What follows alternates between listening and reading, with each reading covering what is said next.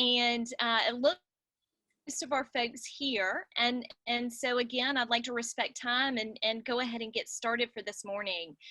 And Jon, just to give you a little bit of context, as I always do, we are in the midst of our summer undergraduate research program, of which you are a sponsor. And since we are doing this all at a distance this summer, very unique, we have decided to host a series of guest interviews in the hopes of just enriching the research conversation that our students are engaged in. And we think that you have some wonderful perspectives from your position as an executive director of NC BioTech that might be beneficial to our students to hear. So why don't we go ahead and dive in? And Sure. Jon, may I call you Jon? I've been calling you Jon, but I didn't ask. No, that's fine. Yeah. Great. Would you tell us a little bit about yourself? For instance, where are you from and where did you attend school, and how did you end up as the executive director of the Western region of NC BioTech?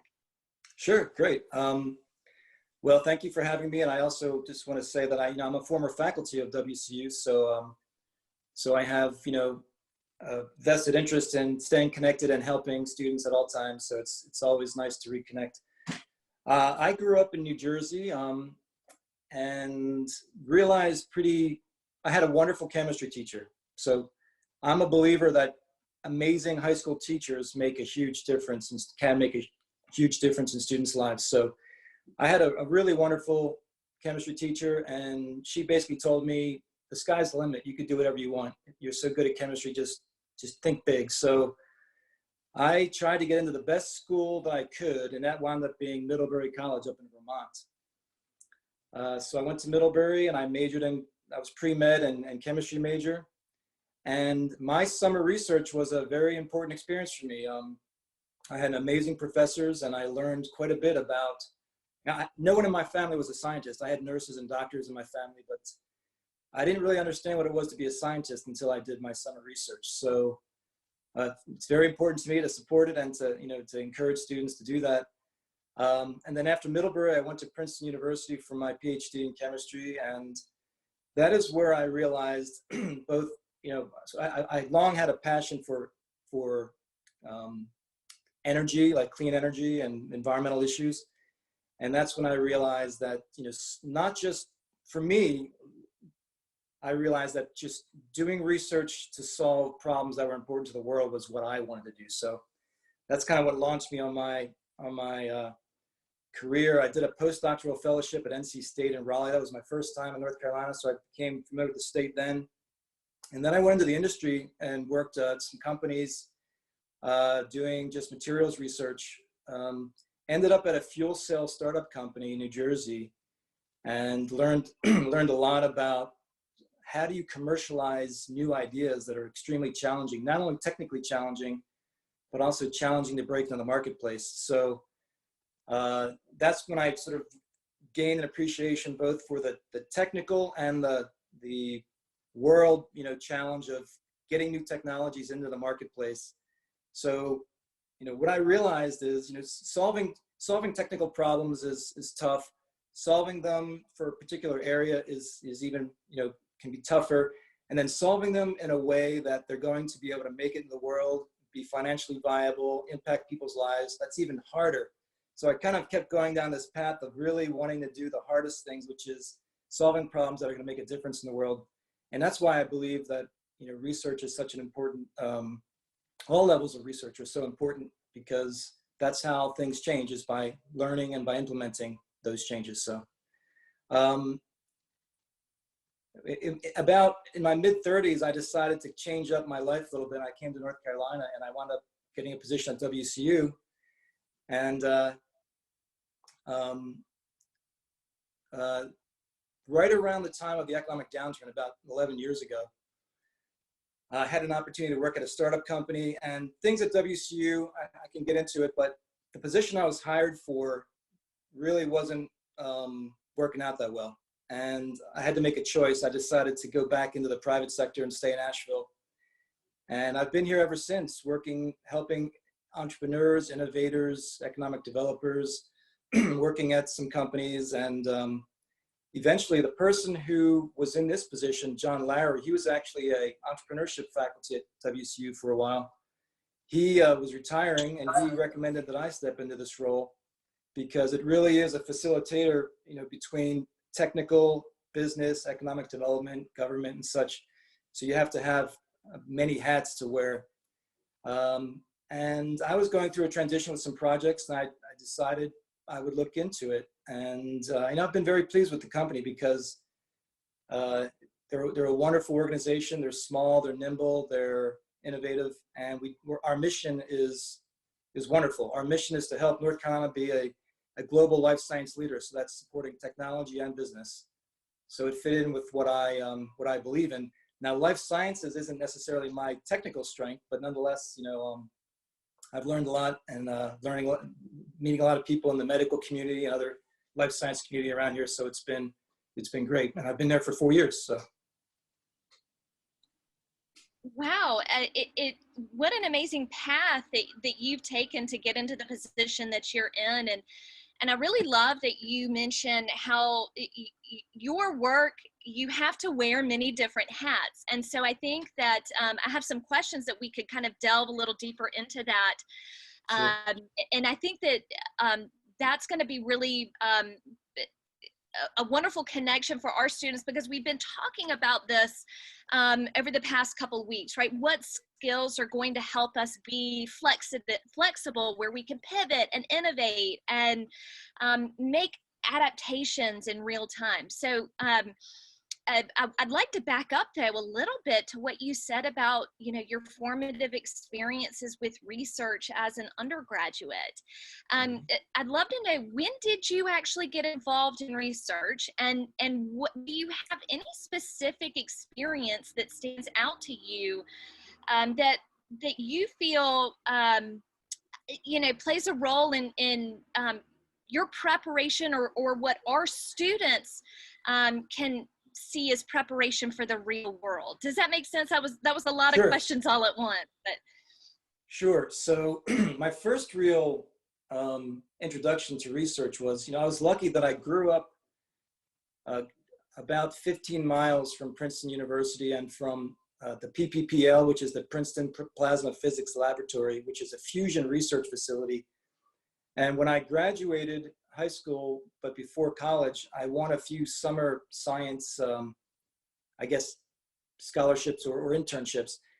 And one of them was a month at that physics lab. Now, I wasn't a physicist, I was a chemist, but I had some programming experience. So I worked with a physicist on programming some of the machines to look at, radiation and such, counting radiation. So what I learned just by talking to this physicist every day was just, I learned so much just about the complexity of research and about, trying to solve something. I mean, you don't get a problem that's any bigger than fusion reaction research. I mean, that is literally the holy grail of energy research. I mean, it still hasn't been, here we are, that was, 35 years ago or so. And we're still working. But then when I did research at Middlebury, I did a summer research program, as I mentioned, and what I learned is that, the grind of research, especially in, scientific research where you're doing something new, and even the PI whose idea it is or whatever, they don't magically know if it's going to work or how it's going to turn out. So you're grinding through it. And what I learned from both of those experiences, that if you believe in the goal, if you believe in what you're trying to solve, you have to kind of just follow. You just have to follow it's like creating a story as you go, and you're building the story, but you don't know where it's going to go, and it might be a failure because you have to understand why it might work or why it might fail, and that's the discovery process of research. But what I learned is, I was always very competitive when I was young. I wanted things to work out just the way I thought they were going to work out. And what I realized is you can't hold on to that belief that you see something working a certain way and your research is going to validate that.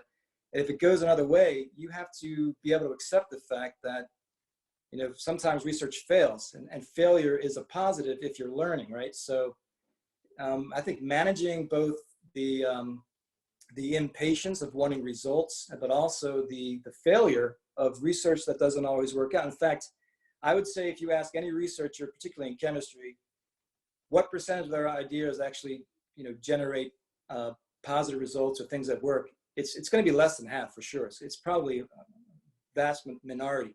So research is an exercise in patience and failure, honestly. So learning to cope with that was really what I learned early on, and learning to actually get over it very quickly and move on to the next thing, not mope about it. Like, I spent a year doing this and it didn't work. Poor me. You can't do that. You have to just keep pushing and learning from what you're doing. So those are the things that really formed my research philosophy and really kept me wanting to do it and kept me positive, in all my years of research. Wow, I think that what you said there too about, that process of going through the grind of research, when I think that a lot of undergraduate students, when they, start this path of undergraduate research, they think that it's going to be something that is very fancy and, it's going to be exciting at every single turn. And I have to continually stress to students that the research grind is 99% struggle and a practice in patience, as you said, and then you get that 1% excitement or wow moment, and it's Sure. that 1% that you are continually trying to reach towards. But if we want to even tie this back to that discussion of skills that we've been having for the past couple weeks, I think one of the underrated skills is patience. And we live in such a fast-paced world today where I think we forget the value of patience and being able to say, okay, well, let's enjoy the process. Let's be mindful of the process and see where we end up. Yeah, and I totally agree. And I would add to your comment that it's, we often in this society, I think we talk about left brain, right brain. We talk about people who are logical versus creative, or we talk about these different parts of the brain like they're, that you can only be one kind of person. And what I've learned in my career, I've kind of embraced it, because I always thought of myself as a creative person. But when I was younger, I thought, well, I can't be creative because I'm a scientist. People told me I wasn't creative because I was a scientist, and I was good at math, so therefore I must be hyper logical and less creative. But what I realized is, when you're failing at research, if things aren't working, you do have to have patience. But the other thing you have to do is believe in you have to allow your mind to be creative. You have to understand that the process of application of technical concepts is a creative one also. So finding the hidden gems of how to get to where you're going in a way that other people maybe didn't think of, or that's a new pathway. That's where the brilliance in research comes out. And what I want young scientists to understand is that's a creative process. It's not a logical one. It's not something you can learn in a book. So allowing your patients to be consumed by creativity, I think, is the real beauty of research. I think that's a wonderful point and way to tie it all together. And again, when we say scientists and we say researchers, you're absolutely right. We have this narrow framework that it has to be this very logical, process-driven, step-by-step approach. But even within that, of course, we have to maintain that process-driven approach for reliability and validity purposes. But the creative side of this is something largely unrecognized and not talked about as often as it probably should be. And I'm a creative soul. I'm an artist. And so I understand that convergence of patience and creativity very well. And I'm just so that you see that too, especially your line of work where you have both that kind of public and that private convergence and the development and the spurring of industry. Very cool. So, you've already kind of mentioned this a little bit, but do you have any other skills that you think students should recognize and gain from an experience like this that would prepare them for the next steps, right? Like you went to grad school and some of our students are looking to go out on the job market. So what do you feel would be those most valuable skills? Well, so first of all, I think, I've done a fair amount of teaching, and I always tell students who are interested in science that, you know, getting a PhD isn't necessarily the goal, right? Figuring out what you want to do and then how to do that is the goal. So whether it's a master's or a bachelor's or a PhD, so I don't think everyone has to go all the way to the end of a terminal degree. It all depends on your goals. But I think regardless of your goals, being a scientist, I think obviously being sound technically and one thing that I've guarded very carefully in my career, I didn't really realize it until I got older, but it's your reputation as a technical person. You want to make sure that people, even if they don't necessarily like you for other reasons, or if you don't have great people skills, or if you're not the best communicator or whatever, that they respect your technical abilities, because fundamentally you're a scientist. So whenever someone at a company or otherwise would represent what I was saying, I was very careful to make sure that it was accurate and that I was certain of what I was saying and putting out there. If there was uncertainty, then I would couch it as such and say, we can't go down this path until we have some more information. So I think just being competent and conveying competency, I think it's not, I don't know how you teach that, but I think it's an important quality about being a scientist, because it just is. It's very important. And then also, the better you can communicate to your colleagues or to people who are non-scientists, obviously that's also very important. So learning that communicating important concepts in ways that are approachable and understandable for lay people, I think is always going to be an important skill. And having the right temperament to do that, so. Wow, that is a very timely comment from you, because our students have just submitted their first progress report to us about how their objectives are coming along to date. And I feel as if I might have been a broken record to them about that, being able to communicate competently to a broader audience than what they might be used to within their discipline-specific niche. And it is such a valuable skill, I think, that many students still need to refine and have by the time that they leave their undergraduate career. With that as well, I think if we're talking about that, you said, how do you teach that? I don't know. I agree. I don't know how to necessarily teach that. All I do from my perspective as an educator is try to live by that example and proofreading. I mean, before I turn in a progress report or before I give a presentation, I am practicing that over and over again. I am double checking my work to make sure, like you said, that the information I'm communicating is of a level that is reliable and valid to the point of which I have gotten in that investigation or with that objective. And so I think it really is, you trial by fire, you've got to live it and breathe it every day and make that a part of your work practice. So I'm just so glad that you brought that up. It's so very timely to what our students are actually engaging in right now. Yeah. So, well, I'd like to add one comment about that is, all the education I went through, obviously I've seen and given many technical presentations. And it wasn't until I was at WCU really when I realized that what technical presenters often lack is this belief that what they're doing is actually performance art. It's actually acting, or it's storytelling, right? So instead of just saying, I'm here to convey technical information, here it is, here's my fire hose, take it up. I think the approach should be of everyone, whether you're teaching or presenting technical information. It should be, I'm interacting with humans. Humans have limited understanding, a limited time span.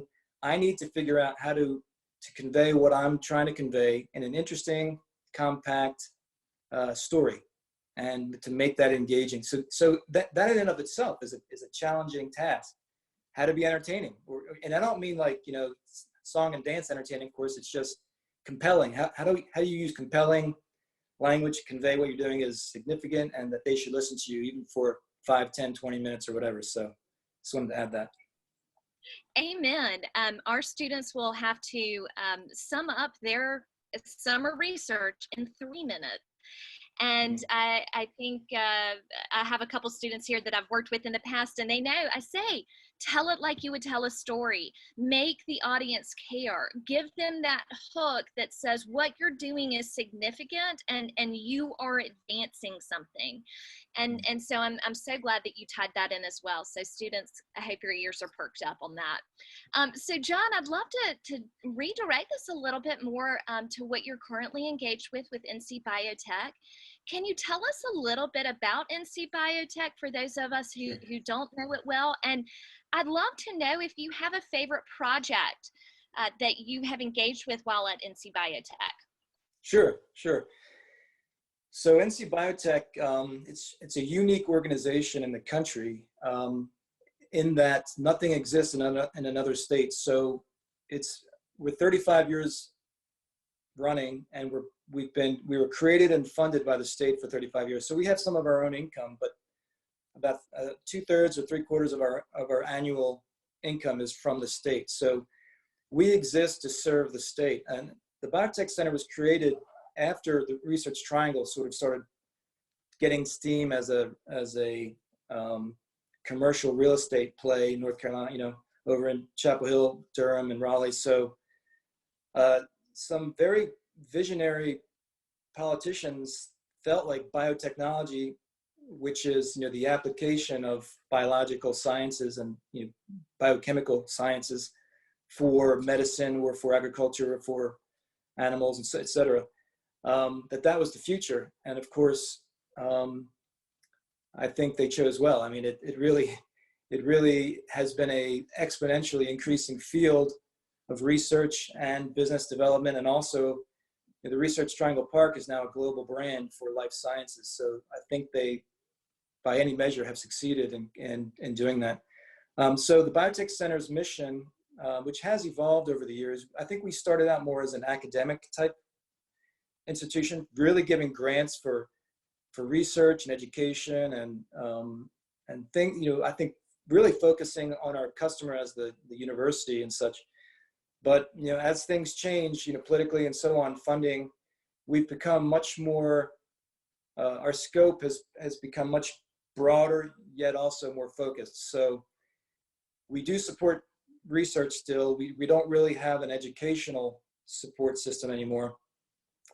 The research that we fund at universities is much more towards either instrumentation and capacity or commercialization of ideas. So we're looking for, I'm a believer in both basic and applied research, but we're looking much more at application now. Have you done something, or are you planning to do something that can make a difference in the world? So those are the kinds of things we're funding more of. So when you look at how do you have a community succeed in a certain sector like life sciences, well, you have to have a pipeline, right? You have to have a pipeline of ideas. You have to have a pipeline of research that's funded, who generally funds research? It's usually the federal government, some private funding, but mostly it's public dollars, and so we're public dollars. And then how do you take those ideas and that research and get them out into the marketplace and have that succeed? So we try to build the capacity and pipeline from idea all the way through business growth and investment. So first thing we do is fund research at universities and nonprofits. Then we help with commercializing those technologies. Then we have loans for startup businesses and growing businesses. We also help businesses from outside the state locate to the state. So we try to offer a whole suite of support to help build ideas, build capacity, and build businesses. So that's what we do. So that's why when I say wearing many hats, it really is looking at not just technologies, but how technologies can compete in the marketplace, how they can thrive, what's the strategy, how do you finance them, et cetera. So it's a big picture. Let me tell you about it. Let me reflect on a favorite project. So, and I've got a project right now that's going well, but it's a little early to discuss, so I'll skip that one. But in the Western region here, we don't have a lot of technology. So my job is a little bit more. I have to be creative how I look at my ability to have an impact. So natural products has been an area where this region has gotten a lot of attention because we have Gaia herbs. We also have, extremely biodiverse forest and plant life. So people, get herbs from the forest and use them to make lots of healthful things, etc. But when I got into this position, I looked at the legacy of natural products, and there's just not a large business community here. So what I did see, though, is that we have capacity to help entrepreneurs, not just in natural products, but also doing really cool things in food. So, things like buchi kombucha, fermented drinks, non-alcoholic fermented drinks, alternate, sort of healthful foods that are becoming new, like alternatives to meat, etc. So lots of interesting businesses that are starting here and growing here. And what I realized is that the community wasn't really supporting them. Like if you look at the history of the brewing industry here, beer got a lot of support. They had the Asheville Brewers Alliance, and they really figured out how to market Asheville and the Western region as a beer destination. And eventually, the goal was to grow the sector. And then we had $3 billion companies put their facilities here: Sierra Nevada, New Belgium, and Oscar Blues. So we went from being a community of entrepreneurs and innovators to basically a global brand for beer. So I was asking the question, well, how do we do that? And how do we replicate that success in other areas? So, natural products is a pretty, it's a pretty narrow and difficult thing to do that with specifically. So what I did is I said, well, let's zoom that out and let's look at these more healthy, future-looking foods and beverages and things that are happening in Asheville. Let's make this a bigger story.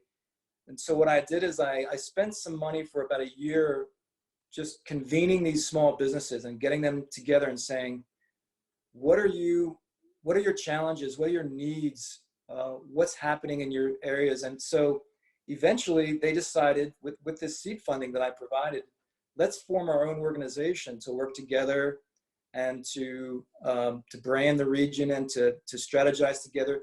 If you're small, then getting, ordering stuff from abroad or building something could be a challenge. But if you do it with other businesses and whether you're not necessarily competing, but you're combining your needs together, there can be strength in numbers. So that was something I got behind, and I'm happy to say that it's thriving and that community is growing, and that organization, it's called the Asheville Food Guild, is doing well. And I hope in a couple of years that we can look back and say that was the start of a really rapid growth that has Asheville's been able to, and the region has been able to make a mark. So that's something that I've really enjoyed working on.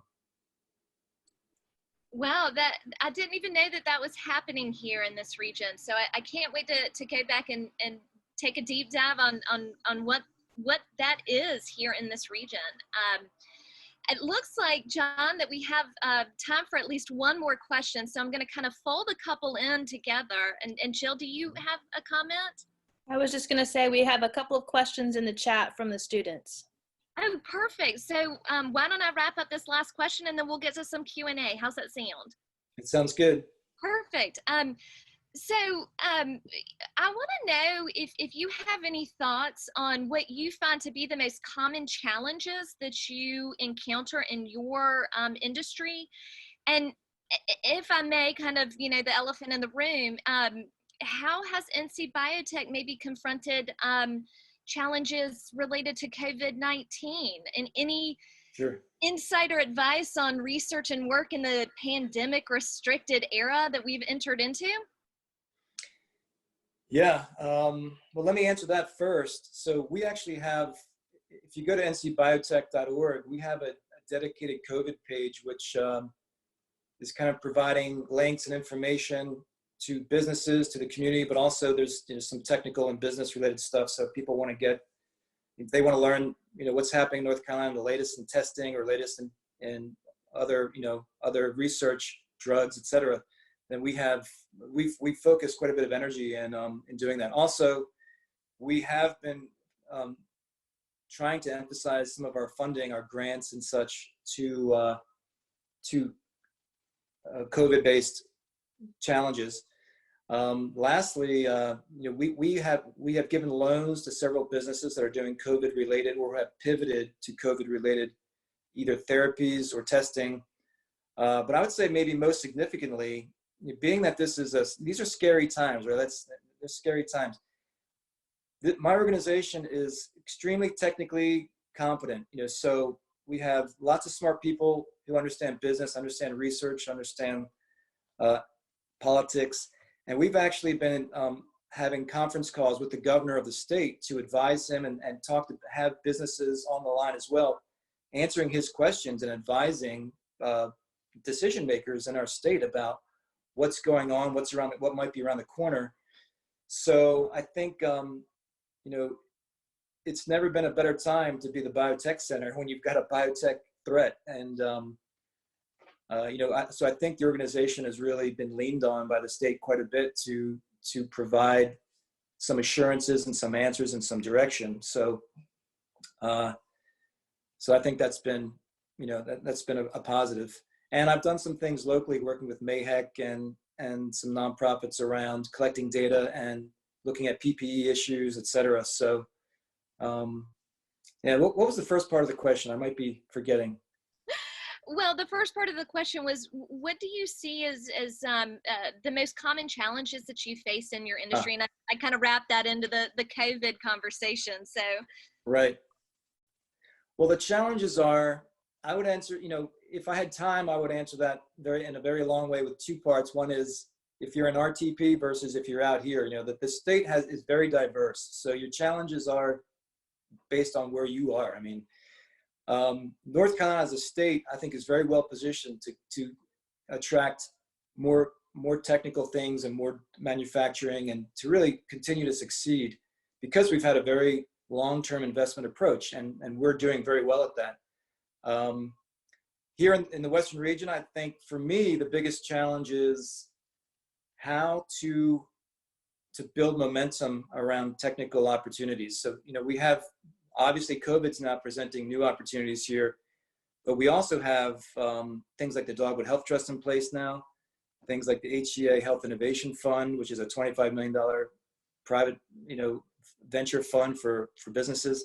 So how does someone like myself and this organization, how do we take these opportunities and turn them into long-term wins for the region? And so that's what I would say is my biggest current challenge.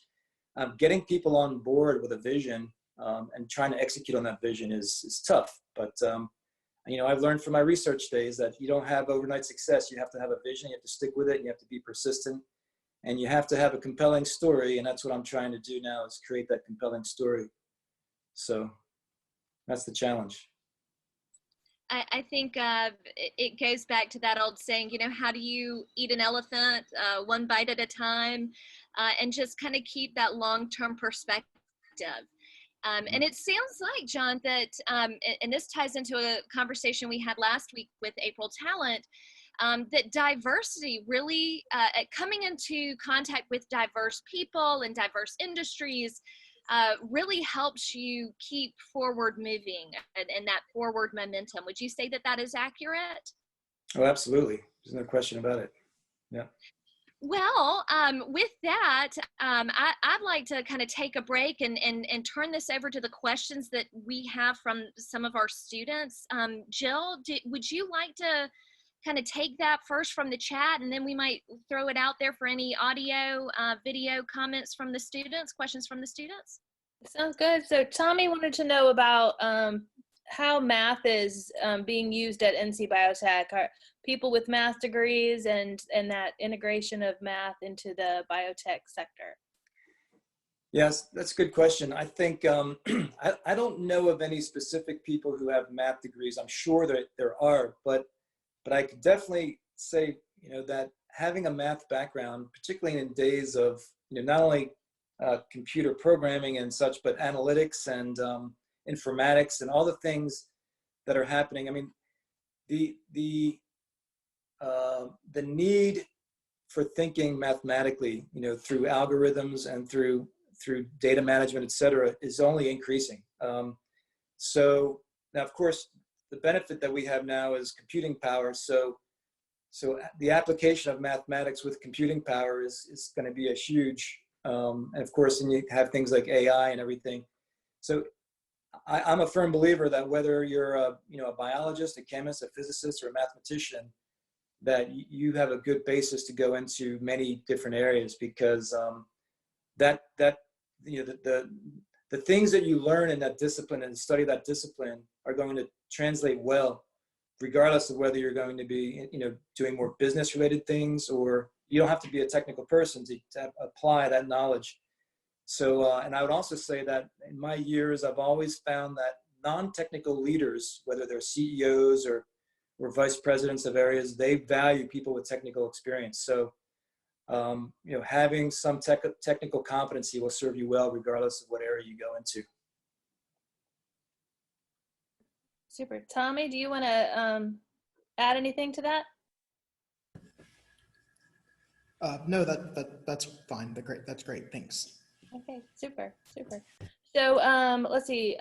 Justin also had a question about working sort of interdisciplinarily. So you made a cross sort of between chemistry and physics. If you want to talk about how that works in NC BioTech more broadly. Yeah, so it used to be,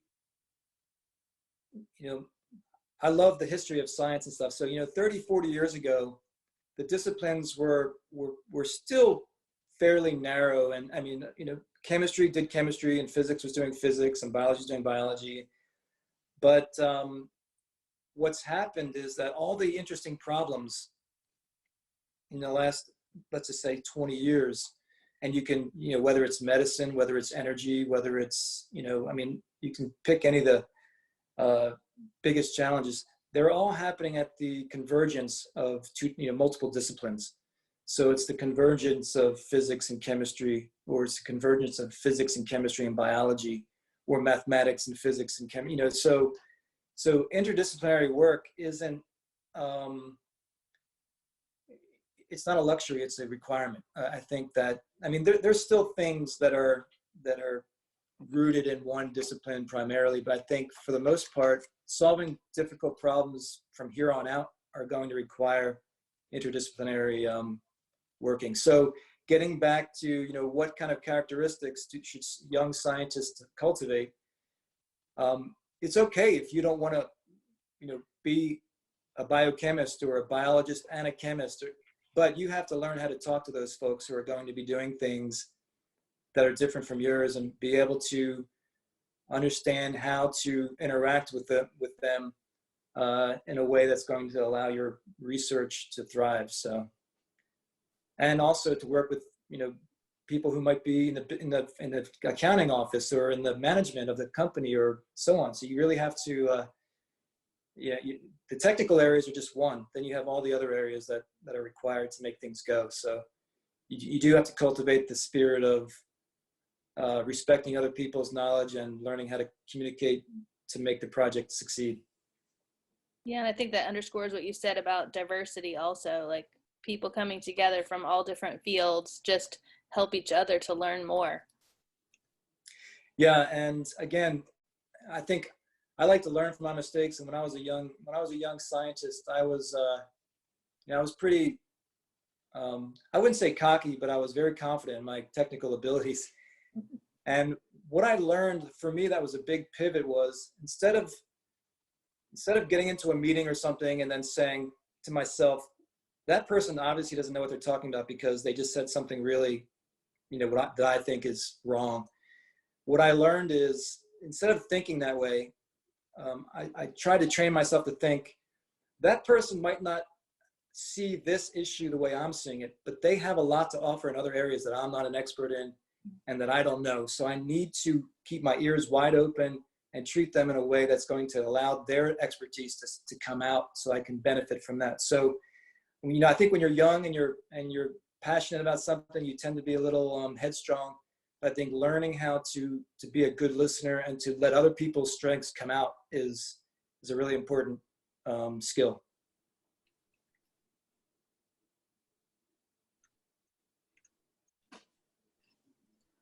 Jill, do we have other questions? I'm sorry. I think we're good on that, unless Justin, do you want to have anything to add to that? Yeah, actually. So I know that, and maybe this might not be your field of expertise, and if it's not, that's okay. But I know that you had mentioned, you know, the rise of artificial intelligence in fields like these biotech type fields. So I'm kind of curious, in terms of thinking interdisciplinary, one of the things that I'm studying here at school is actually data science, which I've heard is very much used in these biotech jobs. Do you have any advice for someone who is approaching a subject, like biology, from the perspective of math or computer science in terms of how to, you know, work with something that you're not familiar with, that you um, have been assigned a task to work on? Does that make sense? Yeah. So um, all I can tell you is that many times in my life, and I'm actually kind of going through that right now again, is I've been confronted with a challenge that I feel like, I haven't done this before, and I'm not, you wonder, how am I going to master this or become competent at this? And all I can tell you is that in my experience, if you don't worry about whether, how things are going to go, but you just immerse yourself into it and go and just start and do it, then, what I've found over and over again is just like being in school when you have that class that it's just really giving you a hard time. If you just stick with it, eventually you turn the corner and things make sense and you do better. And I feel like every time I've been confronted with a field or information that I feel like, oh gosh, like I've never done this before, I think I'm going to be overwhelmed by it. If you just stay positive and stay focused and just plow through it, eventually you'll become, good at it. So I think just allowing yourself, I think it's good to be open-minded about, wow, I'm getting to something that's challenging, that's complex, but just kind of getting started and going through it. I don't really have any specific advice for the convergence of math and biology, because those aren't my fields, other than to tell you that yes, it's going to be a hot area for a long time. I mean, it's just no avoiding that.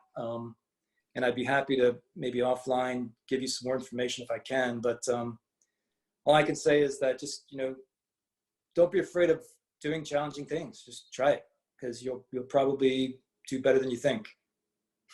Thank you. And if I may, I'd love to kind of tap into that too, Justin. I think a crucial part of that question is networking, and being open to meeting folks and networking with folks that are outside your disciplines, so that when you do encounter those barriers to your own understanding, your own level of expertise, you have people that you can reach out to and talk through it with. One of the biggest things that I try to remind students of when they're engaging in these things and kind of building their professional networks as they go along is, don't be afraid to ask questions. You get more answered, I think, by asking the questions that if you were to, stay in your own silo and try and work it out on your own. Yeah, I would like to sort of reinforce that point. I think, I've been fairly fortunate in my career. I've just kind of, followed my instincts and it's worked out for me. But one thing that I think I really didn't do a very good job on is maintaining my network of connections over the years. I mean, I've gone to some great universities.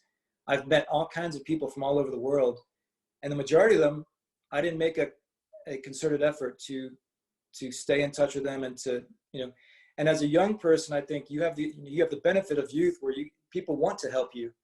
So I think remembering that every contact could pay dividends down the road. And I don't mean that just as a selfish calculation, but also you just be honest and say, hey, I'd love to stay connected with you because I might need your help down the road, or I might need your expertise, or I might need a connection from you down the road.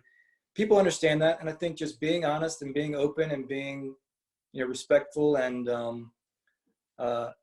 just maintaining a relationship is really valuable. So I would say that no contact, unless someone's actually somehow a bad person, I would say every contact is a good contact, and you should maintain that for as long as you can.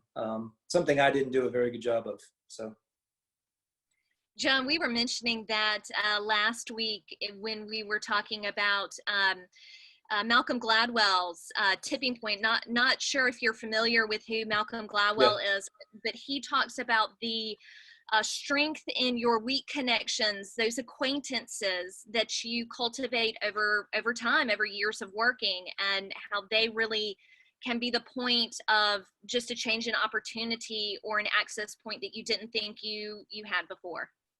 Absolutely. Yeah. Jill, do you have anything to add? It is 10:47 by my clock, and so I want to be respectful of the time. So Jill, do you have anything to add? No, not right now. I just am wondering if any of the students, if you're being shy, please speak up. Now's your chance. And, I always try to make myself available to students. So if anyone has any offline questions, or they can certainly email me, and be happy to address it then.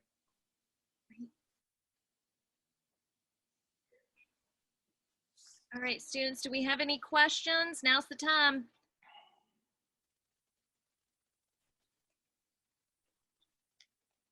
Can I ask another question? Feel free. Did you find that, so starting out as somebody who had more technical experience, starting out as a scientist, one thing that happens in the computer science world a lot is you start out as a programmer, you start out as a computer scientist, and then as your career unfolds, you transition away from the science and more into a business or, administrative role, something along those lines. Did you find that happened, in your career path as well? And if that is the case, do you, ever wish that you had completely stuck with the science, or vice versa? If you stuck with the science side of things, do you ever wish that you had transitioned to the business side of things? That's a great question. And, as I alluded to, I've always followed my own instincts for myself. There are a lot of technical people who get into management or business. And I think that is a natural progression, but it's not inevitable. I think that, I consider myself, now that I've been involved in several startup companies, so I've learned about investment, I've learned about business, I've learned about management, running a business. But when I talk to people honestly about my skill set, I say, I'm a scientist, I'm an inventor, I'm not an entrepreneur, I'm not a CEO, I'm not a manager, because that's who I know I am. So those are the things that interest me. I like solving problems. So I think the process should be, as you go through your career, is understanding your skill set, and also what do you want? What is it that you want to do? I've never really wanted to get too far away from thinking of myself as a technologist, because that, for me, it kind of defines how I think and who I am and how I see the world. But I've had to learn lots of other skills. So even though I'm not really a practicing scientist right now, I'll still introduce myself as a scientist, because I'm a scientist who's trying to do other things. I'm not an executive director who has experience in management or something. So, where I'm not a financial, business finance whiz. So I think it depends on what your environment is. And the other question is, how can you make the biggest impact that you want to make? If you get lots of experience at a company, and then that company's not addressing an opportunity you see, you might want to go out and start your own company, and then you'd be an entrepreneur. So I think building skill sets, building a broad set of skills, and building a broad set of connections, so that when you see an opportunity that fits your goals and your skill sets, you can act on it. But there's no prescription for that. I think just keep your mind open about, about how your career progresses. Doesn't have to be, you don't have to go into management if you don't want to be a manager. Thank you. That's really great advice, John.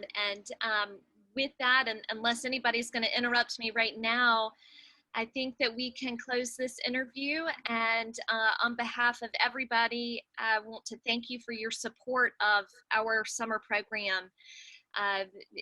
Without your support, we would not be in the position we are in today to be able to progress these research agendas for these students. So thank you so much, and thank you for taking the time today to speak with us.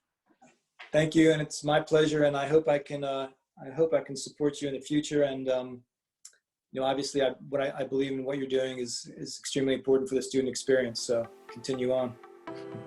We will, and it is wonderful to finally get a chance to meet you, John. Thank you. Likewise. Thank you all. All right. Enjoy your weekend.